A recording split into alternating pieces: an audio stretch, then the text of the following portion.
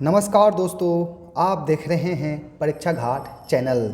अगर हमारे चैनल पर आप नए हैं तो प्लीज़ सब्सक्राइब और शेयर ज़रूर करें। अगर आप किसी भी प्रतियोगिता परीक्षा की तैयारी कर रहे हैं तो यह वीडियो आपको देख लेना चाहिए।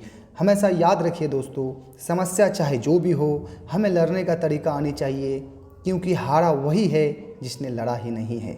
आज हम संविधान का बहुत ही महत्वपूर्ण सिलेबस से आपको अवगत कराना चाहते हैं, जो सभी के लिए बहुत ही ज़रूरी है।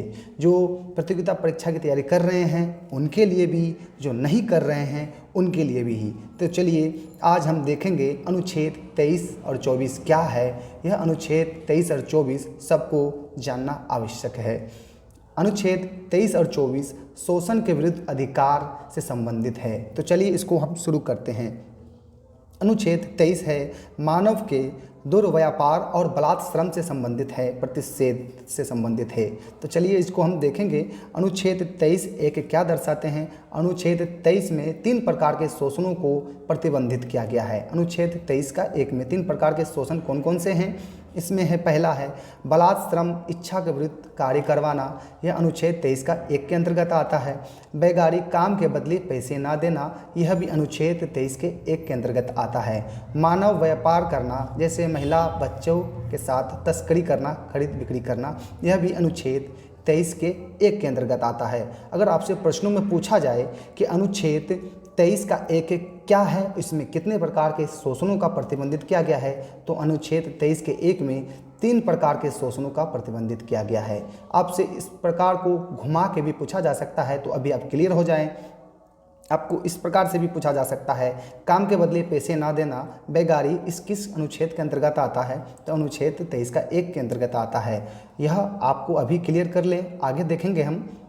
अनुच्छेद 23 का 2, इसमें क्या दर्शाया गया है। अनुच्छेद 23 का 2 बहुत ही महत्वपूर्ण है, इसको भी देख लेंगे। सरकार के द्वारा सार्वजनिक प्रयोजन के लिए आपसे सेवा लिया जाए और नागरिक पर आरोपित की जाती है सेवा के लिए आपको बुलाया जाता है, तो इनको आप बलात्कार श्रम के अंतर्गत नहीं कह सकते, नहीं रखा जाएगा। और इसमें किसी भी जाति, धर्म, मूल, वंश, वर्ग के आधार पर भेदभाव भी इसमें नहीं किया जाएगा। 23 का 2 के अंतर्गत यह है, ध्यान में रखिएगा। आगे देखेंगे अनुच्छेद 24 क्या है, यह भी बहुत महत्वपूर्ण है। कारखाना में बालकों का नियोजन बहाली पर प्रतिषेध किया गया है, कारखाना में। और यह अनुच्छेद 14 वर्ष से कम उम्र के बच्चा को हानिकारक उद्योग में, कारखाना में काम में नहीं लगाया जा सकता, ऐसा अनुच्छेद 24 में दिया गया है। और अनुच्छेद 24 निरपेक्ष अधिकार इनको भी कहते हैं। निरपेक्ष अधिकार अगर प्रश्नों में पूछा जाए किस अनुच्छेद के अंतर्गत आता है निरपेक्ष अधिकार, तो यह अनुच्छेद 24 के अंतर्गत आता है। हमको ध्यान में रखना होगा। अनुच्छेद 24 को और देख लेंगे। अनुच्छेद 24 में किसी भी उद्योग में, आप किसी भी कारखाना में 14 वर्ष से कम उम्र के बच्चों को आप नहीं लगा सकते, अनुच्छेद 24 में यह दर्शाया गया है।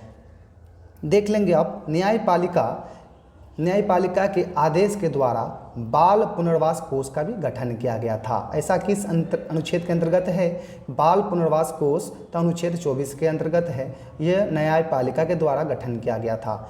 बाल आयोग का गठन भी किया गया, ऐसा अनुच्छेद 24 के अंतर्गत है। और आप देख रहे थे परीक्षा घाट। दोस्तों, मेरा यह वीडियो आपको अगर अच्छा लगा है, अगर आप चाहते हैं कि आपको इसी प्रकार का वीडियो प्राप्त हो, तो प्लीज़ इसको सब्सक्राइब और शेयर करना ना भूलें। फिर मिलते हैं अगले वीडियो में।